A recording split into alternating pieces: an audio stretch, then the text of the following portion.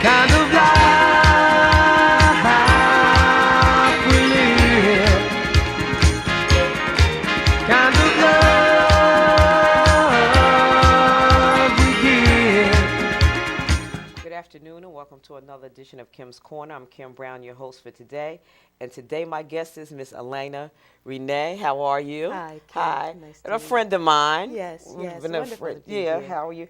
And she's an author, and this is her first book, and it's Concealed Weapons, Celebrating the Courage of Today's Abandoned American Youth by Alaina Renee. Now, tell us a little bit about yourself first. Where were you born? Were you born and raised in Newark? Or? I certainly was. I was born in Newark. I was raised in the early childhood. I was born in the projects in Newark. Where? Which one? Right Where did you on, live? 18th Avenue. Okay. Are they still Bergen. there? Are they gone They now? are so gone. Yeah, everything is gone gone now. right from the 60s. Grew up in East Orange, and we moved from Newark when I was about 6. Oh, okay. And then I went to school mostly in East Orange. And so it's been through that experience, growing up during the riots, and that kind of. You're not that forged the old. Do you person remember the I am. riots? Yes, I remember the riots. But that kind of forged the person that I became. I went to college in West Virginia. Got Okay, my first where'd you degree. go in West Virginia? I went to WVIT, West Virginia Institute of Technology. Okay. And then I came back. What did you get your degree in? What was it? Administration. Oh, So that's okay. where I got my 2-year degree. And then I came back and I got my 4-year degree in sociology from Montclair State. Oh, okay. Okay, so you came back home and you just been Yeah, doing your... I started doing community service when I first graduated with my first degree from West Virginia Institute of Technology. And I started doing community service, so women in community service. I had graduated from Job Corps by that time. And I started doing things to just work with women and children, and I found that it was just a passion of mine. So over the last 20 years, and I'm not trying to date myself, but over the last 20 years, that's what I've done. You know, What I've exactly really did you do worked, with women and children? What did... you know, like there were pregnancy, working with teens who were working through pregnancy issues. Yes, issues of pregnancy, working with children during the summer, giving them some activities to do, working with children who were in crisis, and children through the reading enrichment programs that I participated in. So over the last 20 years, wherever there was a need, I try to, you know, give some support. Because of the support that had been given to me. What were the age group of most of the children that you dealt with? From what All ages. All ages, Kim. I've fostered 4 children. Really? Unofficially, yes. Unofficially fostered 4. I had my best friend died, and she left 3 children, and those children then became my children, and they're now grown, doing their thing now. And so over the years, I've had an opportunity to finish raising other people's kids. And also I've had the opportunity to work with children who really needed someone to depend on. So through the work that I'd done to emancipate various children, to help them to understand what it means to be emancipated, through the experiences that I had at Job Corps and the work that I did as a volunteer after I left Job Corps, through some of the designed programs that I put together, like my City Slickers. What City Slickers? City Slickers was a program that we took children camping. They were from single parent homes. I had moms who were like tired of their child, and so we would take them away. Needed a break, and I would take them away for the weekend, and we'd go up to New Hope, or we'd go up to Bethlehem, we'd go up to PA somewhere, and I'd teach them, you know, we'd go out and we'd set up tents and build fires and roast marshmallows, and the kids enjoyed it, and the mothers had a great time having their children away from them. So, you know, I had some teacher friends who had said to me, Alaina, you know, every time you tell me what a child should do, like when I would direct children or teachers that I knew, I would direct them to some resource, some social service resource center. They would come back to me and say, you know, that program really worked. That program really worked.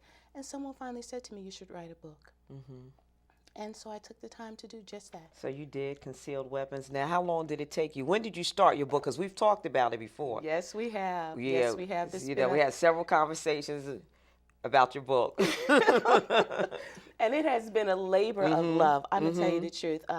I've been a learning consultant for the last 12 years. So I've worked in various corporate 500, you know, Fortune 500 companies. And I've worked in leadership development, diversity awareness, career planning, sales, and those kinds of things. But it's leadership development that kept calling me. And so it was around the time that I moved to California. I was working as an internal consultant for a major pharmaceutical company, and they moved me to California as an internal consultant for them. And because I didn't have any friends in California. Yeah. How'd you like California? Did you like California? Because most people from the East Coast don't like Cali. You know, It's it's a a beautiful part of the country. But the people were a little challenged. I found them to be very superficial. They're superficial. Yes, they are. And I don't mean it because it's that Hollywood thing. Yeah, you know, going on everybody's. Yeah, you they know. all are physically fit, but if you scratch beneath the surface, there was really not much there. I needed to come home. Yeah, and the same. You know what? In D.C., it was the same thing. Was that everybody thought they were important? You know, because all the government offices there. You know, everybody worked. You know, on the Hill. You know, Capitol Hill. You know, they had their briefcases, so everybody was important. Yes. You know, and impeccably dressed. And yeah, you know, it was BS too. You know, okay. I got you. You know. So yeah, I needed to come back to the East Coast. But while I was so lonely there, I figured, you know, it's a great time to write. So I started writing in 2005, and I came back to New Jersey in 2007. So how long? When did you go to Cali? Yeah. Oh, I went to California in 2003. Okay. And I was out there for about 3 or 4 years. Okay, you stayed there for a minute. Yeah, I was working. I was making a lot. Well, that's one thing about California. You can make a lot of money out there. But I was really lonely for my family. I was lonely for that intimacy that comes from my friends. I have some very good friends. So I came on back to the East Coast, and when I got back to the East Coast, my novel was almost finished. Okay, so you started it then. No, what ended up happening, Kim, was when I tried to set up my DSL when I moved back to New Jersey, the guy on the phone was from some offshore account, and I was yelling at him like, it shouldn't be this difficult for me to set up my own DSL. And he said, well, go to your program prompt, click the execute button, and type in these commands. And I said, well, how is this going to help me set up my DSL? And he says, oh, just do what I'm telling you to do. I did it, and I clicked the button, and it erased my entire C drive. I was devastated. And you didn't have a backup. I didn't have Get a that backup. external hard drive. I'm talking to you. I need to get one myself because I have a lot of work and I'm starting to do a lot more editing. And I need to get one myself. And I keep saying I'm going to get one. I'm going to get one. And they're cheaper now than they used to be. So I need to I waste more money. So I need to just go ahead and take that money and get me one. I did. I got myself one, and I had a cousin, and that's why this book is dedicated to my cousin Wendell. Okay. I had a cousin, and he's like a hacker on the low, but not anymore. You heard it first on Kim's Corner. Not anymore. Yes, and so he recovered a little bit of what I had. Okay, good. Well, that was and good. I started over. So you had to start over because you had almost finished the book. What year was that? And that was 2007. I'd written from 2005 to 2007, and I lost everything.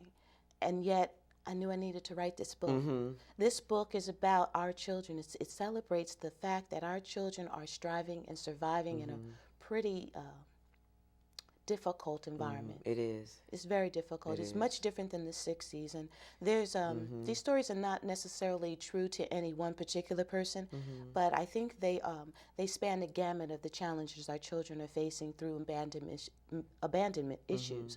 So we're talking about emotional abandonment, economic abandonment, those kinds of things. And so when I write these stories, I directly speak to our young people from the perspective that they have the courage it takes to get out here and fight a good fight. Tell me a little bit. Tell us something about something that you wrote, one of the stories in here. Well, there's one story in that book about myself called Lefties Right. I just happen to be left-handed. And I wrote that story because of my own experience growing up and having people tell me that I would never amount to anything, that I would never do anything, that you know, I was black and I was disadvantaged economically, and without an education I wouldn't be able to do some of the things that I wanted to do. And even after I got the education or the prerequisite education that many people said I needed, I still faced the same challenges. But I wouldn't let that stop me, you know what I'm saying? So I wrote Lefties Right as a tribute to my right to do whatever it is I want to with my life. And as much as I'm willing to work for the things that I want, I should be able to receive those things without prejudice. So that's just one of the stories. There's a story in here about a young girl who has the responsibility of taking care of younger siblings, and that's very common in the community. Yes, it is.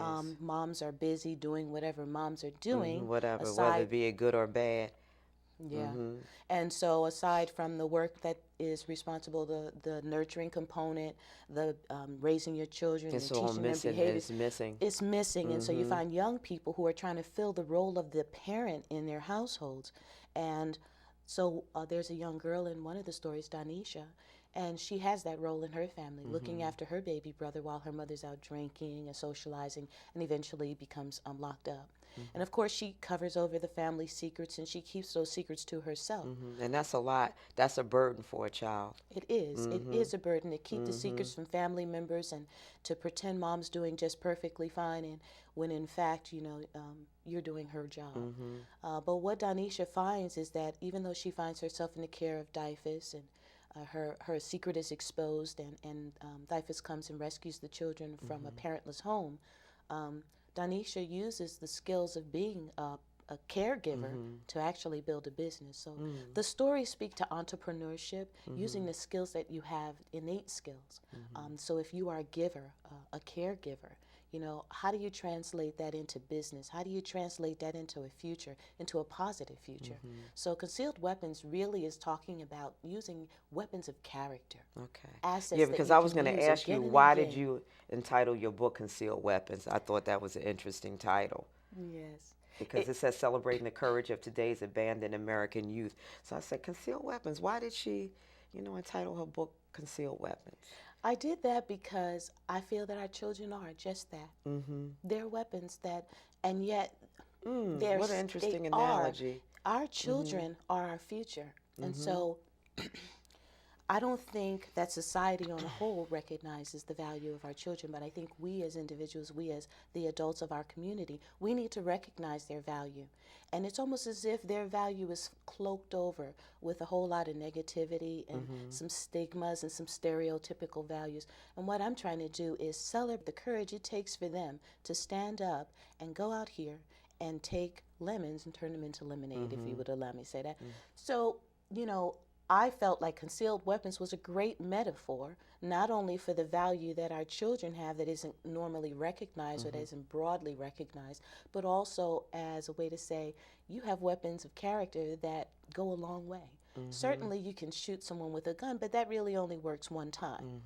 But resilience and determination, courage, these are weapons that can be used repeatedly with great results. And so these stories speak to those kinds of things. The courage it takes for Danisha to, the selflessness and the humility that it takes for Danisha to love her brother enough to support him even while she's separated from him, to love her mother enough to cover for her even though her mom may or may not be wrong, and still love her unconditionally. Like, those are the kinds of strengths that our children, we need to be celebrating that courage. We need to be celebrating that with them. And I know that, there's a lot of our young people want to wear their clothes a certain way and look a certain way, but I think that's just the exterior. I'm working with the Vashti School, which is a school for young girls. And Where we're is that preparing a located? cotillion. They're in Newark, yes. And we're preparing for a cotillion in April. And I'm working with some young girls, and we're using the Concealed Weapons book to talk about and do character reviews. Now, when's the cotillion? It's April 26th. Okay, where is it right gonna at the be? Robert Treat Hotel. At the It's Robert going to be Treat. fabulous. You should come. Okay, April Yes. 26th, Yes. Robert Treat Hotel. Yes, you should come. You really should. I'm going to get you some tickets. Okay, That'll okay. hold me to that. And the girls that are going through the book with me, we're doing character reviews because I've also written a training program that goes Now, with question. Now, Sure. the cotillion, what type of homes do these girls come from? variety of mhm. difficult circumstances. So Okay. each of them is working through their own challenges, and Okay. I won't go there. Yeah, but each yeah, of them that's is what working through some of the challenges faced by the children that I'm writing about in this book. And so as we go through, what I have written, as I said, was it's like a training program. It's what I call the Concealed Weapons Experience. And so what it encourages young people to do is really look at character assets and also look at business acumen, leadership development skills. We blend those two things together. We bring out in this novel some real resources like Job Corps, like Inroads, and other kinds of programming. And we are challenging them to tell me what the outcome should be. So as we do character reviews, we talk about the character in the book, we talk about the circumstances and the issues that that person faced, and then we talk about how that person might have done things differently, what they may have done correctly, what you might have think they done incorrectly, or how if you were facing this challenge, you would do things differently. And these young people are eating it up. Eating it up. They've read ahead, which is unheard of. The director of the program It's interesting. It's interesting because I didn't to get them. a chance, and we talked. And it's like, Kim, I got my book. I finally got it done. It's like, yeah, but we haven't seen each other. Yes. Because we used to give some functions and usually come, and you haven't been there. I know. But I know. I've been so busy. So yeah. But yes, and so I never got a chance to, see, yes. get it. So. But like I also have an opportunity. I've been working with a few people. I have some folks that are looking at it to do for the high schools, which is why I wrote. Yeah, and that's another question I was going to ask you. Have you approached the school system about doing something? This some book kind of really program? is kind of raw. So it speaks to young people where they are. Yeah, and I don't because think they that are kind of raw. I don't think that our educational system has caught up with the fact that our children have special educational needs. Their requirements are a little different than, They still don't get it yet. No, I don't think And they don't get it yet. No, Kim, they don't get it. No, they don't. So a book that has a curse word in it is taboo to the educational system, yet on television our children, what they're watching there's on all these kinds videos, of- that's all they know. That's all kinds That's of all they curse know. words on. And so when I speak about gang violence, bullying, and the fact that gangs are sucking the life out of our youth, we can't talk about that in the language that young people are speaking. Well, I can suggest to you that when gang members are talking to people, trust they're not using formal English when they're talking to these young people, when they're recruiting them, when they're intimidating our young children into joining these gangs. They're not using, flavorful words. They're using street words, and they're using words that intimidate our children. And so therefore, I've used the same kind of terminology. I work with children all the time. And so there's some young people that are doing 12 years in jail, 12 and a half years in jail behind being gang affiliated. And it pains me. That's why I had to start over, and I was willing to start over in 2007 to finish this work, because it's so close to my heart, and it's so important that our young people start to value more than their exterior, more than their physical appearance, that they start to value who they are inside and their capabilities. And we as adults need to start to celebrate that with them.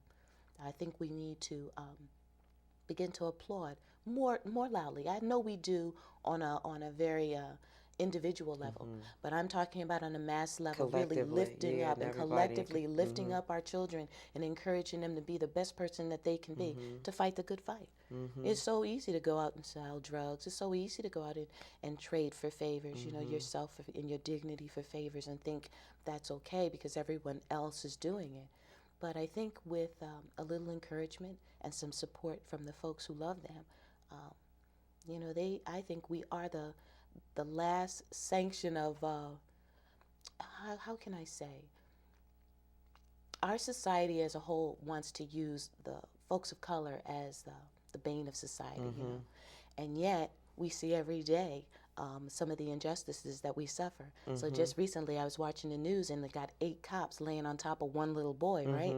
And then the police sergeant is saying, oh, well, we're not using pepper spray and we're not tasing him. And so that was the best approach that we could take to subduing this child who's already laying on the floor, who's already on the ground. So you explain that to me. You explain to me, and the Innocence Project is one of the social service programs that I highlight in this book as well. Okay, what's the Innocence Project? The Innocence Project, you gotta know this. No, I don't. They are exonerating people one at a time through DNA evidence. So all these wrongfully convicted persons, and these are just everyday folks. And that's The a good thing Innocence now Project- about DNA, because they did a thing, and I haven't heard anything else about it, where the ballistics test that they had been using was incorrect. So you have a lot of people now in prison for crimes that they probably did not do, which we know that anyway. And now they found out that it was some major fault in these ballistics tests. Yeah. So how long that process is going to take to exonerate people, who knows? But there are a lot of innocent people in there. And that's one of the stories in there as well. You know, a wrongfully convicted man doing life, and who should come to his aid but his little nephew, and pull out some, because his nephew is a science, you know, he's a little science kid, and he's running around collecting samples of this and samples of that. And because his uncle was locked up due to some DNA evidence, he was able to dig through the crates and find some old skin samples and tissue samples and provide the correct DNA of his uncle. Yeah, see, it's a great thing about DNA, and as long as you keep it, you can keep it for years and years, and you can always go back. Yes. Always go back. Interesting. Yeah, so it's, you know, it's also an encouragement for young people to really start looking at the sciences, you know, because I do think that... well, that was my field originally. Oh, was it? Yes, that's what my field was. I have a BS in biology with a minor in chemistry. So I worked as a chemist, and I worked as an analytical chemist. Really? And I also worked as a forensic chemist for the police department. I was one of the few black female forensic chemists in the country at one time. As you can count them. And my boss was a female. She was a chief chemist. And they probably only had maybe 4 female chief chemists in the United States. And maybe 2 of them were black. Wow. Yeah. So. And that's what I'm saying. Like, we have to have more of our young people focus on science, right? Because I think we're doing a great job in the entertainment business. I think we're doing a great job in the sports business. And we doing those are the things. And when you talk to a lot of kids, those are the things that, you know, they think about the sports. I said, but what if? You know, because, and I tell them, I can tell you a story. I knew someone that got drafted by the NBA. You know, they were celebrating. They got this big contract with a major team, and they were celebrating there at a pool party. He jumps in the pool, breaks his legs, never makes it to the NBA. So what else are you going to do? Because everybody's not going to be a Michael Jordan, you know. Everybody's not going to be a Puffy, you know, and that's the reality of it all. Yeah, I think you find in Lefty's Right, I really pretty much said, you know, I'm convinced you can be a star and never appear on 1 and 6 in Park. That's right. You know, we have to start realizing that being a star is the measure of where you start to the measure of where you end up. Very well said. That is very well said. That is not something that needs to go on television. It's not something that somebody needs to pat you on the back of. You know, I think that our children need to appreciate the gifts that God gave to them and start to have that self-confidence that goes along with knowing that they're a success when they say they're a success, not when you say they're a success. That's right. And so that's what I want to do. I really want to work with our children to help them to see the value that I see in them. And that's great. I can see that you're a wonderful mentor. And the cotillion is when now? It is April 26th. You got to see these girls. They're going to do the pretty girl rock. Oh, it's going to be so cute. It's going to be so And it's at the fantastic. Robert Treat Hotel. What time is that?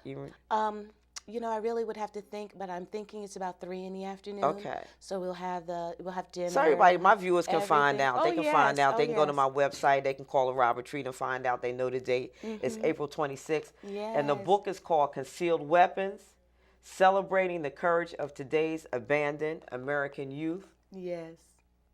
And I'm glad, I know you're glad that you finally got it done. Yes, I am. You know? I am glad. I know, because we talked about, you said, Kim, I'm doing it. I was like, okay, as soon as you get it done, let me know. And I have at least one high school, I won't mention the name, but I have one high school I'm going to be speaking as a guest speaker for them on the 19th. Okay. And they're looking to do the program in the summer. So then that way it would be a summer program. And That's not great. Necessarily. So I'm just really excited. I am about so the happy for you. I know. Thank you. I know, and this has been a long time coming. Yes, it has. It's been a long time coming. I know. It's been a long time coming. coming. For having me. I'm so glad. excited. Yeah, I know. I'm glad you are, girl. Finally, we got it done. I want to thank everybody for watching Kim's Corner, and I'm always around. So stay tuned, and I'll see you next time. Thanks so much. Thanks. Bye. Kim. Okay. Great.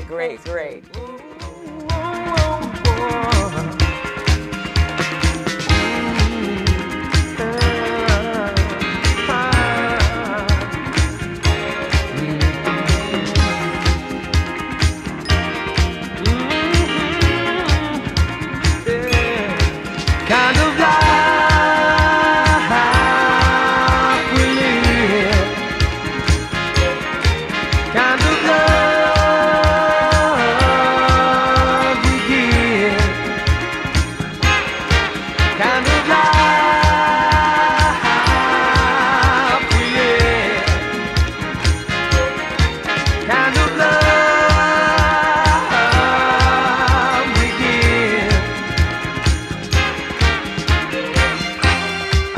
Let me tell you all a story about the North and its glory.